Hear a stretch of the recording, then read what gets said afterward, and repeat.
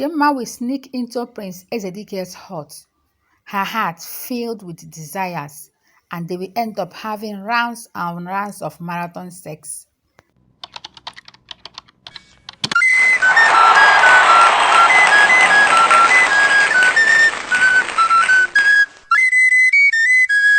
Amaukwu, nestled within the lush Igbo forest, a place where traditions wave its threads through daily lives, resides Prince Ezedike, the prince of Amaukwu Kingdom.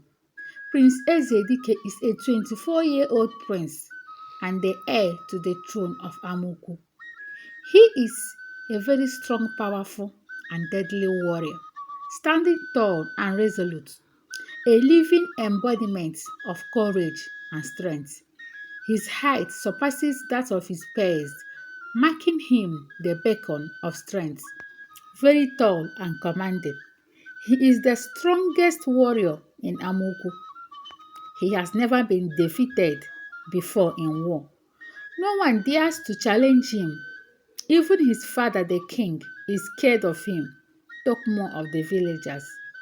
No one dares to challenge him and lived to see the next sunrise. He is the most feared and the most strongest warrior in Amaukwu. Other neighboring kingdoms are scared to go into war with Amaukwu because of Prince Ezedike. He is brutal and shows no mercy when slaughtering his enemies. Every maiden in Amaukwu yearns and wants to be his wife because of the honor, respect, and privileges that comes with the title of his queen. One day, as Prince Ezedike was training with some of his soldiers and friends, he mistakenly killed one of his friends. According to the customs and traditions of Amaukwu, since it was a mistake, he was expected to leave the village immediately and go into exile for 2 years before he returns, to show that he is remorseful and for the matter to calm down. Prince Ezedike left Amaukwu to his maternal village called Amato. When he arrived in Amato, he was well welcomed by his maternal uncle, his father's brother, the king of Amato, and was given a befitting place to stay, away from the palace. In Amato Kingdom, the villagers were very happy and they threw a big feast to welcome him because they know the benefits of having Prince Ezedike in their kingdom. The neighboring kingdom that was troubling them will be forced to surrender because of the fear of the prince and what he will do to them. The beautiful maidens of Amato all craved for the prince as they flocked around him, visiting his house with various delicacy and gifts. Even young married maiden of Amato yearns for him secretly.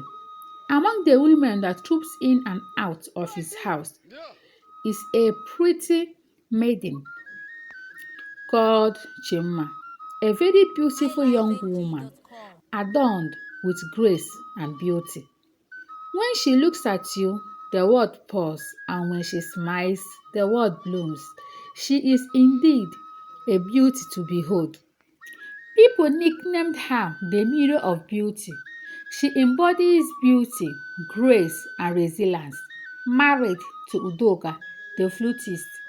Her parents forced her into the marriage because of the way men were flocking around her at the early age of 17 due to her beauty.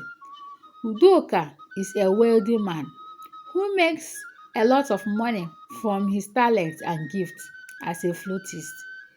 Very kind, humble, peaceful, and respectful. Chinma's parents chose him as they saw him as someone who will take proper care of their daughter. But Chinma never liked him, either did she develop any feelings for him. She just wanted to make her parents happy by obeying and fulfilling their wish. Chinma and Udoka have been married for 2 years before Prince Ezedike came to Amato. She haven't given birth yet. How can she, when Udoka, her husband, refused to sleep with her or make her feel like a woman? Although he takes proper care of her and provides her with everything that she desires, but ever since they got married, Udoka has never had sex with his wife up to 5 times. His manhood was so small and can barely stand. He never cared about her desires or feelings of his wife and will always act like he have no problem. All he cares about is blowing his flute and entertaining people, as well making them happy. When Prince Ezedike came into the picture, Chinma seized the opportunity to fulfill her desires despite being a married woman. Prince Ezedike saw Chinma one cool evening as she was returning from the village stream, and they clicked. Every morning, around 10 to 11 a.m., you will see Chinma leaving her house with her clay pot on the pretense of going to the stream to fetch water, but then we sneak into Prince Ezedike's house. They will end up having rounds and rounds of marathon sex until they both get exhausted. At the end of the fun, Prince Ezedike will ask her, "My beautiful Mma, how did a beautiful woman like you end up with such a weakling of a man?" Chinma will again started narrating how audio about how her parents forced her to marry him. Although both of them liked each other, but they can't do anything since she is married. Rumors started flying around about their affair. Udoka kept mute and never reacted nor confronted his wife Chinma. Prince Ezedike ended up staying up to 4 years in his maternal home of Amato. During these 4 years, Chinma gave birth to 2 boys, and her husband never questioned her about how she got pregnant and chose to turn a blind eye because he knows that he is infertile. Until one day, news broke out that Udoka had been brutally murdered. No one knew who killed him. After he was buried, Prince Ezedike returned to Amaukwu, his fatherland. Chinma, who is now a widow, expected Prince Ezedike to marry her first as to make her his future queen. Instead, he went ahead and got married to Adamma, Chinma's younger sister.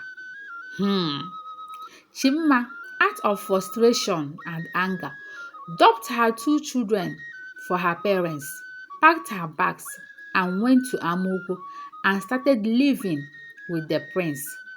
Despite her parents forbidding her not to go, since the prince is already her sister's husband, but she never listened to them. She stayed in the palace in Amaukwu and lived with the prince as one of his concubines.